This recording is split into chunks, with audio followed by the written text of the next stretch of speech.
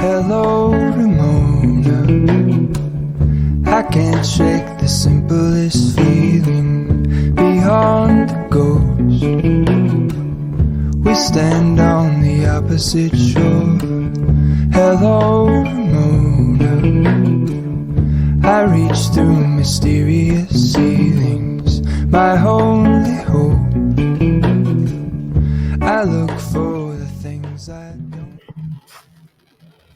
All right. Hello, DMV. This is Ramona Jones McClain, and I want to welcome you live to the Insurance Guru Show. If you are listening on Podbean, you can also go to our website at insurancegurumd.com. You can also check out our YouTube channel and Instagram, and you can always do the repeat. It's always there. You can access it at any time. Today, we are talking about what is a key man, and we're talking to our small business owners. And we have our special guest with us, Mr. Attorney Nick McDaniels. Hello, Mr. McDaniels. Hi, Mr. Ramona. It's so great to be here with you again. It's good to see your smiling face and great to be on the show. And I'm very, as a small business owner myself, I'm very excited about this topic today. Absolutely. A lot of times we get really excited about starting a business and we don't have a plan to continue it. And a continuation of the business is extremely important, especially after it's been around for 10 years or 12 years or 20 years. The question becomes, how does it dissolve, or does it dissolve? Does it continue on? And in order for that to happen with ease and no arguments and everybody on the same page, because that's so important, there has to be a plan in place. A lot of these are called many different things, but basically it is a business continuation plan. And when you're looking at how you do that, one of the key factors is whether or not you are putting together a buy sell agreement, which identifies who the key individuals are. Um, let's talk about the buy sell agreement. So, the buy sell agreement, there are a couple of types, right? Actually, there are like 3 or 4 types. Mm-hmm. One of them, of course, is the cross sale. The cross purchase. The cross purchase agreement is when maybe there's just 2 partners, or there's 3, or there's 4. It could be 6 partners, and what it does is it provides money so that the partners can purchase the asset or the value of the business from the partner that is no longer there. And this could involve whether the partner is deceased or disabled or literally just wants to get out. Correct. Yeah. So in a partnership, a lot of people think of partners is two people because the word kind of means that in our relationships and stuff like that, but it is actually could be any number of people who have an interest in a particular business, right?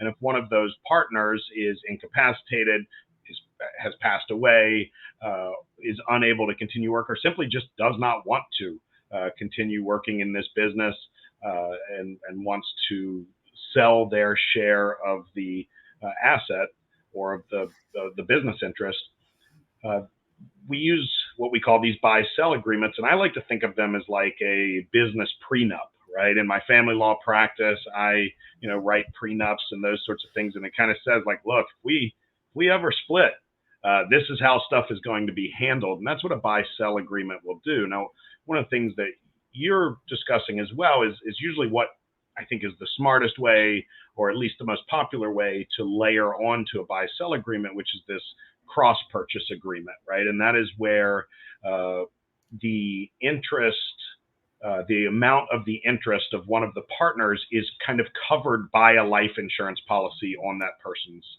life, right? So if that person Exactly. passes away, then the money for the other partners to be able to buy out the deceased partner's interest is covered by a life insurance policy, essentially allowing the other partners to cross purchase the interest of the deceased partner. So that's doesn't necessarily apply in situations where we're looking at a partner retiring or something like that. It's hard to get retirement insurance, but in the case of a deceased partner, which really is probably one of the most catastrophic things that can happen to a business, particularly if it's sudden, that buy-sell agreement with kind of the cross-purchase agreement, which means it's backed up by a life insurance policy that would allow the business to continue uninterrupted with the other partners, is a really smart tool for making sure that your business can continue. And with regards to the proceeds from the life insurance, who receives the proceeds?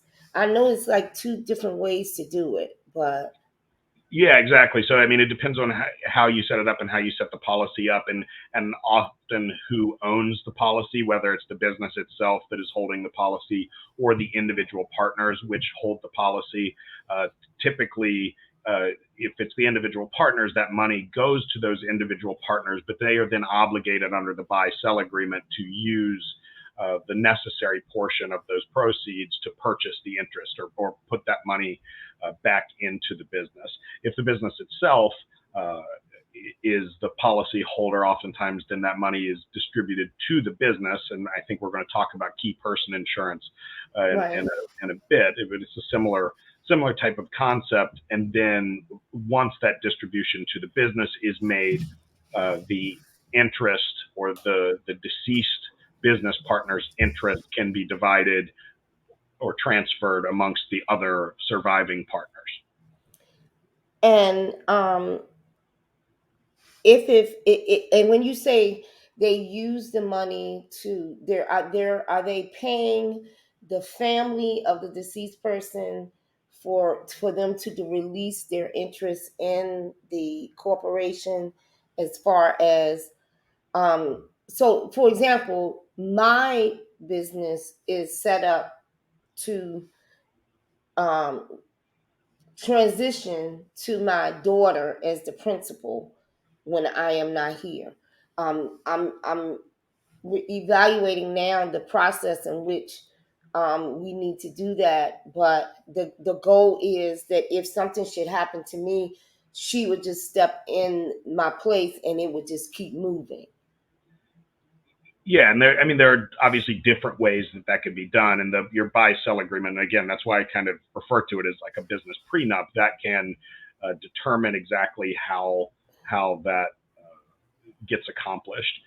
There are ways to ensure that the business interest of a deceased partner is transferred immediately to the other partners versus it necessarily being inherited, but that purchase or that buyout could go to the families. It could be just in a distribution to the families of the deceased partner. So kind of any and all of the above are potential options in structuring one of these things. You would want to talk to a trusted insurance advisor about what makes the most sense in your particular situation, and then make sure that your team of people, your insurance advisor and your attorneys and accountants, craft the best type of succession plan for you in your particular circumstance. Right. So I asked that because we had a question that came up. What if I don't want my partner's family involved in the business after he is gone? Right, and that's where kind of the buy-sell agreement could structure that in that way, and realistically, depending on what the nature of the business is, typically that just can't happen, right? I mean, for in my industry, for example, in the legal field, if I pass away, my wife is not an attorney, so she just can't be a partner at a law firm. As a matter of I mean, she look plenty capable, but just legally is not allowed to do that, or in a medical practice, right? You can't just have somebody's, if a physician passes away and her her husband is a kindergarten teacher. Well, you probably don't want him performing brain surgery, kind of with the upcoming round. So, and again, the buy and sell agreement can prepare whatever exactly is necessary in that situation for the succession of your business. And like I said, most times having a surviving family be involved in that is not something that is necessarily advisable, and the families usually don't want to. They just kind of want whatever they are entitled to for the hard work that their loved one has put in, and that's about it. Absolutely. Of course, making sure that these discussions occur. Um, and I can't tell you when you as the person that's in your business, you're gonna have to know when it's the best time. It could be the day the business starts, because you've been through this before. It could be 5 years in or 10 years in, but these particular types of agreement are essential to making sure you understand exactly what you want to do with your business long term, how it's going to continue, and understand you need an attorney to put these things in place because it is a legal binding agreement that is a part of the estate planning process. Yeah, absolutely. And I think we're spending a lot of time talking about, okay, well, what happens to my business or what happens to my business partners or something when I pass away. I mean, in many areas of service, mine and yours, right? It's also the clientele that we have to worry about, right? If you Right, are just a solo practitioner or solo in your field and you're trying to think about your succession planning for your business, the other part of that is, okay, how can we make sure that everything has some continuity to it so that the business can continue to provide whatever services that the community relies on it for. And that's a huge deal, particularly for professionals or people in professional industries, to make sure that their customers or clients are continued to care for. And that's not easy, right? Even right, in a partnership situation, if I pass away today, my partner, Ryan Lewis, is an excellent attorney, but he's not in a situation where he can just take on double the caseload that he's already got, right? I mean, it's just, and so, he would need to be able to hire help or hire some extra attorneys to kind of help bridge that gap to finish up any active cases that I'm working on. And the same would be true if he were to pass away. I just couldn't pick up and run with everything that he runs on a day-to-day basis. So making sure that you have the financial means to be able to continue that, so that, I mean, if you're a doctor or a lawyer or accountant or in the insurance industry, I mean, so you're not in breach of your duty to your clients. right. It's Exactly. not just a, hey, you should have this. It's much more of a, hey, you must have this, and you must have Right. thought about these things so that you don't put yourself in a bad situation, or even worse, put your clients and customers in a bad situation. And it also um, allows you to address not just those people you want to keep into the business, but like it can um, inhibit or keep family of your deceased partner or member or key person from selling assets or part of the business off to someone that you don't want involved in your business. Um, there's a TV show on it just went off. It's called Succession. Yeah, It's a yeah, TV series on HBO, and it's literally all about this father who's got four children, and he doesn't want to admit that he won't be here, right. or is unwilling to decide who shall succeed him. And the entire series is literally about his children pigeonholing him, and basically trying to take the business from him. I think it went on. I think it just the last season just ended where he passed away. And after everything that went on, the oldest son was named in his um, will as the person who should take over. After he threw the oldest son under the bus, made fun of him, made him look crazy, just all kind of stuff, just the whole time. And he already had it in his will and he didn't change it because he literally thought he would be here forever. But one of the things that he put it in there as, and for example, my dad was on the show last year. We talked about my grandmother, and part of the thing that exists in their family succession plan is that the land cannot be broken up or sold off, that the land that they own for their farm is maintained, and it can only be sold to or managed by a descendant of Joe and Gertrude Jones. And that is built in so that the estate per se stays intact and is maintained, because it took them such a hard time to get it and keep it for all of these years. It's been over 100 years now, and that was part of their plan in deciding, okay, well, you all can do this, that, and the other, but you cannot sell this to that person, or you can't break these parcels up and sell them off one by one. Sure. And I mean, we've talked on many episodes in the past over the last few years about the importance of estate planning and trying to avoid messy conflicts and fighting within a family. As much as you try to avoid those things, one of the things that we always talk about is, well, it still happens, right? And when you're dealing with a business situation, and particularly a partnership, you don't want your potential messy family situation to impact all of your partners, and you don't want your problem to become their problem. And Right, because that's easy to happen real fast. oh yeah, absolutely, especially because for many people, I mean, typically a home and an interest in a business are going to be two of the largest things that you potentially have in terms of assets at the time of death. So if Right. we know where there is money, there is often fighting, and having a plan to make sure that this is dealt with on the front end is something to at least, again, make sure that your problem doesn't necessarily become the problem of your partners. Exactly. So let's talk about key people. What is a key person?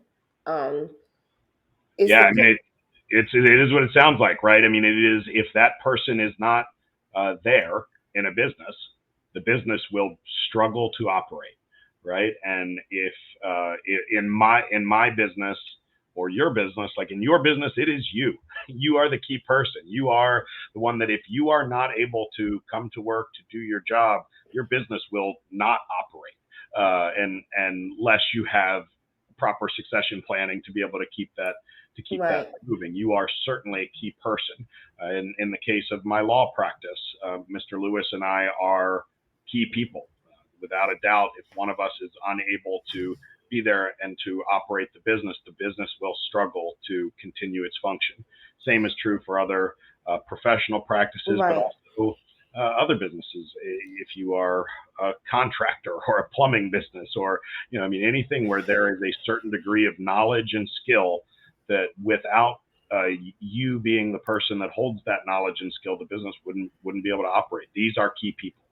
and a key person can also be an employee, Sure. Yeah. or Yep. or executive, or somebody, especially if you are in a situation where you're in a second generation family owned business, but the family is not running it day to day. They Correct. Yeah.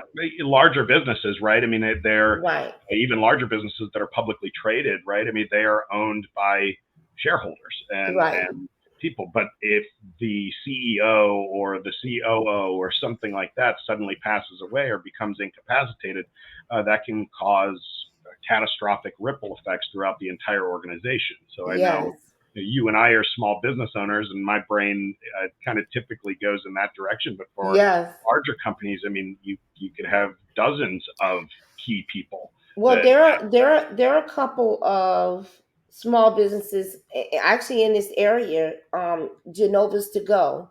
They have, I think, 7 or 8 stores where the family still owns it, but they're not the ones really running the day to day. And Hip Hop Fish and Chicken, well, they're a little bit bigger.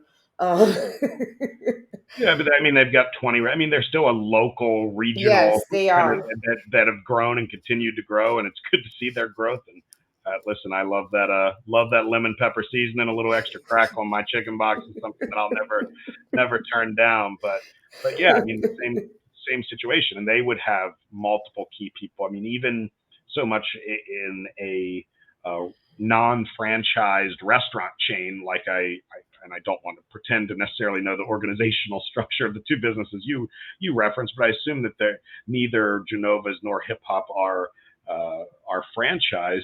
It's possible that the manager at each location could be Right. a key A person. key, Correct. exactly.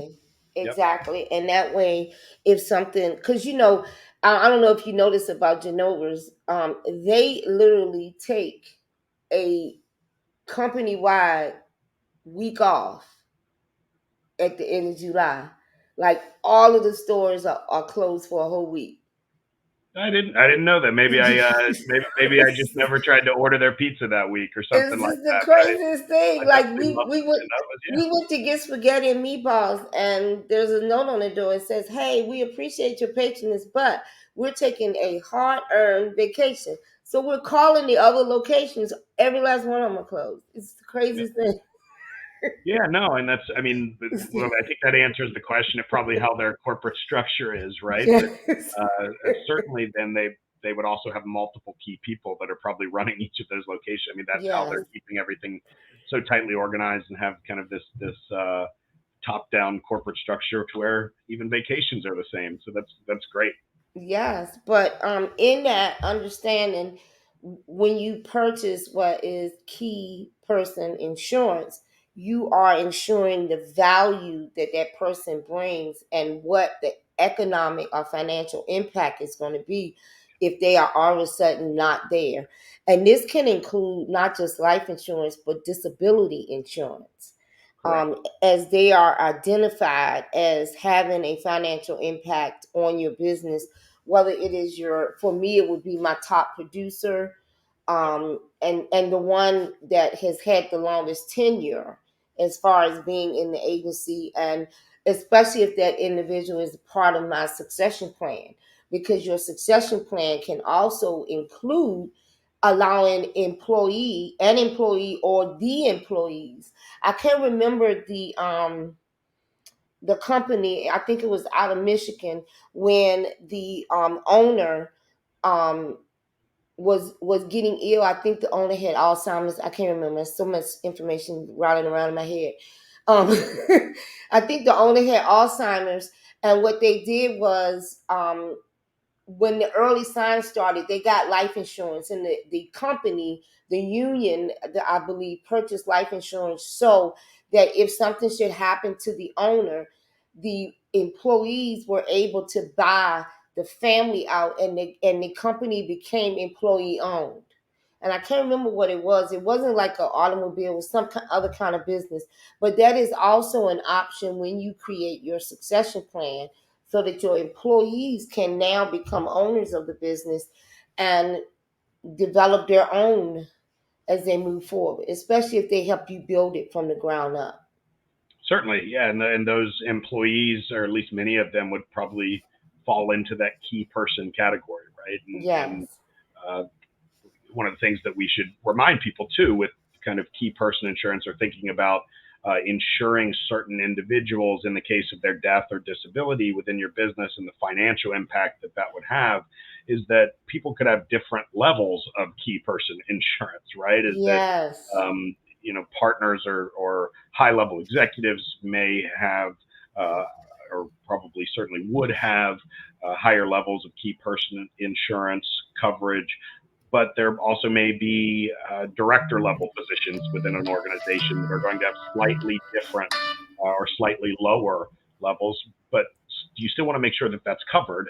And one of the things we need to talk about is, what does that cover? What's that for, right? And one is the initial financial impact. If you're in a Yeah. sales business or something like that, and you will immediately start losing sales or production, Absolutely. something like that, right? And so that's Right. covered for that loss, but it's also to cover hiring a replacement, or figuring out what you're going to do to restructure your organization to make up for that loss of that person. So it's important not just to stop your business losses, but to make sure that you can also get the business back on stable footing again after somebody either passes away or becomes disabled. Absolutely. We're going to take a small break and we'll be back in like 1 minute. Okay. Hello, DMV. This is Ramona Jones McClain, your insurance guru. I am a farmer's agent located at 11707 Reisterstown Road in Reisterstown, Maryland. Here, you can call me at 443-660-7131 or listen to my show every Thursday at 3 p.m. at podbean.com. Yes, you did. As soon as I get off the air, I will give you a call back. I understand. I need you to give me. I'm the only one here today, sir. As the road you travel changes, so can your insurance need. Talking with Farmers Insurance Agent Ramona Jones McClain can help you assess whether you're ready for the journey ahead. Call Farmers Agent Ramona Jones McClain today at 443-660-7131. That's Ramona Jones McClain at 443. I need you to give me 20 minutes.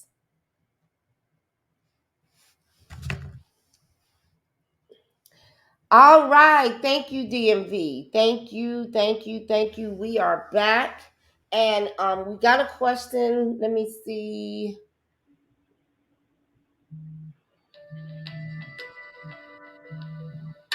Oh, right here.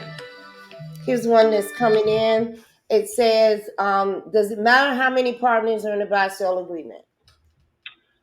No, I mean, not at all. I think the only thing that would probably matter is that you would want all partners. So, so if the question is, you've got a partnership of 4 people, what if only 3 people are in the buy-sell agreement? That would take a lot of convincing for some client to convince me that that's the appropriate thing to do and what the rationale is for that. I think it's very important that all partners are involved in the buy-sell agreement. So however many you have, that's how many should be part of the buy-sell agreement.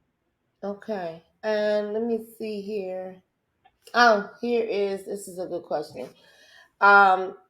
Okay. How do I know how much insurance to purchase? That's a great question. A lot of times, whoever your vendor is that you work for your insurance coverage will have a practice or internal policy for business appraisal. I mean, you may not need the full, depending on the size of your company and how complex it is, you may need a full business appraisal, but typically along with the underwriting process for this, there's at least a smaller, short appraisal process your insurance company will go through to help advise you as to that particular amount. Ms. Ramona, I'm sure with any products that key person products that you offer or create, there's an appraisal process that Farmers goes through, I would imagine. Well, there are a couple companies out there that can do a business appraisal. It depends on, honestly, your preference.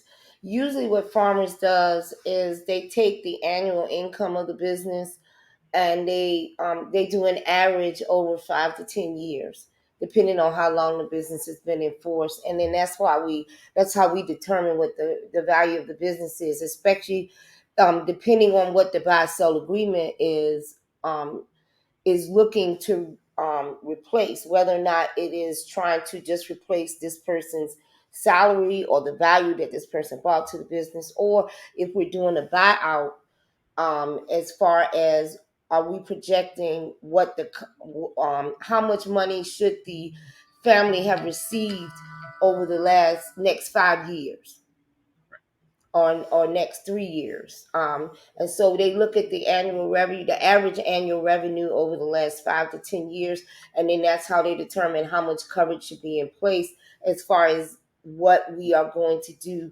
to provide compensation to the family after their member is gone. Right. And so that's not nearly as in-depth as a full business appraisal would be, but it does, you're essentially relying on the professionals within the insurance industry to know how these things typically get done, how they typically work. And that's kind of a shortcut method for appraising Yes. value, which is very helpful, because a full business appraisal, while I think it is worth it, is fairly costly. And so it's something that you definitely want to make sure, depending on the size of your business, whether that cost expenditure is actually worth it in order to get Exactly. I would say that if the business has a lot of assets, including property, vehicles, and other things, I would definitely go for the appraisal. If it's really just revenue, um, the formula may work. It is really your preference and what you are expecting or you think your family should receive. But definitely, if there are other like physical assets involved, you probably want to go for an appraisal. I agree. Because I think that's great advice. yeah, you want to make sure that because when there's a dissolution of a marriage, you selling property, you're selling vehicles. Right. You getting things out of individuals' names, and so it makes a divorce a little bit more complicated than just saying, oh, you owe me alimony, and you're going to pay me alimony until Sarah is 18. and, Right. and Right. and speaking of that, that is another option in a buy-sell agreement with respect to giving the family compensation. It could just be an annual income or a monthly income in addition to whatever the life insurance is, especially if it was done in year 2 of the business, and now in year 20 the business is worth 6 times more than it was when and those things you run into as well. But you can build contingencies into the plan, in addition to the plan being reevaluated every certain amount of years. And that's the other thing with these plans that are put in place. Quite frequently, um, we get them and they're just stagnant. But life isn't stagnant. You have to, every 3 to 5, you should be looking at your life insurance. You should be looking at what you thought was enough at that time and reevaluating, is there more that needs to be done? For example, when I started my business 10 years ago, I didn't own a building. I didn't own a vehicle in the business. I do now, and now I need to reevaluate how do I have enough? What direction is my business going in? What plan do I need to put in place, and how do I need to do that to make sure that if something happened, all of those things do what I intend for them to do and what is acceptable in order for my business to keep going. Right. Right. No, again, just very sound wisdom, making sure that all of this is updated, that your succession plan is updated, that you immediately go through that process again once your succession plan may have to take effect if you happen to lose a partner in your business or something like that, to really regularly refresh and reevaluate your succession planning, your buy sell agreements, your insurance coverage, and all of that, along with your attorneys, accountants, and insurance professionals.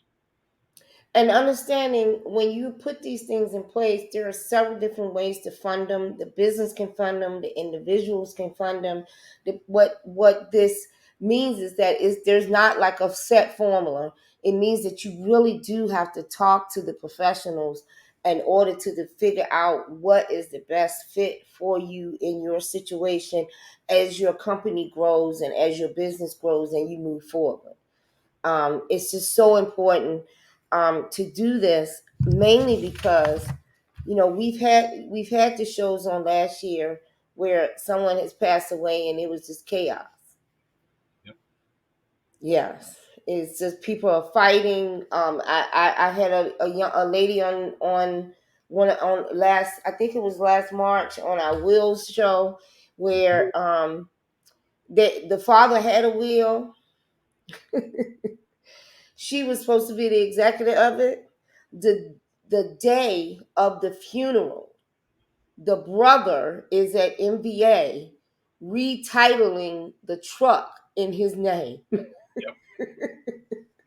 Okay, and she's got to go through so much to reverse this because the truck was supposed to go to the younger sister as designated in the will. Legally, I mean, financially, does the state even have enough money in to fight this? Is it even worth it? Or maybe it is to keep people from doing it in the future, or for him to actually pay the younger sister for the value of the truck that he technically stole. He stole it. How he got the death certificate, I have no idea, but I assume, they were all planning the funeral together. So I'm assuming he got the death certificate because he was in the room. But at the funeral, they're going to the repast, and he's at MBA. I mean, look, you know me. I wouldn't miss a free meal just to go to the MBA. But in all seriousness, I mean, that goes to our bigger point, right? Is where there is money, there is always drama, and making sure that you can at least keep the collateral consequences of that drama away from your business and your partners and your customers is definitely to your benefit, and certainly probably to everybody involved.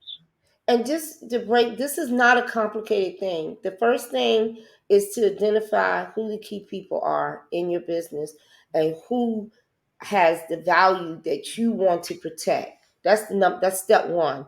Step two is decide what you want to do. You have to come to an agreement. It's called the buy sell agreement. You need to agree, which requires a conversation and a discussion on what is the end game for what you have built and invested in. These conversations can happen over several months, over several years, but not before someone passes away. So therefore, that puts a little timetable on it. You need to decide where you want your business to go. And that's step number two. And then step number three, what it is determining what is the value, what is the current appraised value or assessment of what your business is and what you are protecting. And honestly, I'm going to be honest with you, and Mr. McDaniels brought it up. You don't want to bring your family mucky muck into the business scenario. So honestly, a lot of this, even though as a spouse, you want to have a discussion with your husband or your wife, but the real discussion is with your work husband or your work wife or whatever, vice versa, because ultimately you guys are the makeup of the business and you all have to decide what is going to be the best scenario in the end game. And I've seen this before. Wives and husbands may not agree. They may think they're supposed to get this, that, and the other, but fairness is key to coming to an agreement. And as long as it's fair, then you just have to get there. Absolutely, I love that advice. Yeah, well, Mr. McDaniels, we are going to wrap it up. Please give the audience your information. Yeah, thank you so much again for having me on. Good to get back in the swing of these, and hoping to be on a few more times this fall and even more into 2024. Nick McDaniels, I'm an attorney. We've got a main office in Frederick and practice quite a bit in the greater Baltimore metro area. My partner, Ryan Lewis, is an excellent attorney. We can be reached via the World Wide Web, www.lewismcdaniels.com, and you can give us a call, 301-818-0405. That's 301-818-0405. Thank you so much for having me on again, Ms. Ramona. Absolutely. I am so happy that you could be here. And I hope that the new format is going to work well. We are working on it and rebuilding our audience and putting it together. It's going to be all good. It is absolutely going to be all good. And listen, if you have any questions, give them your number again, Mr. McDaniels. Sure, 301-818-0405. Yes. And if you have any questions, please call us 443-660-7131. Thank you so much for being part of our show this week, and we are out. Hello, Ramona. I can't shake the simplest feeling beyond the ghost. We stand on the opposite shore. Hello, Ramona. I reach through mysterious ceilings. My home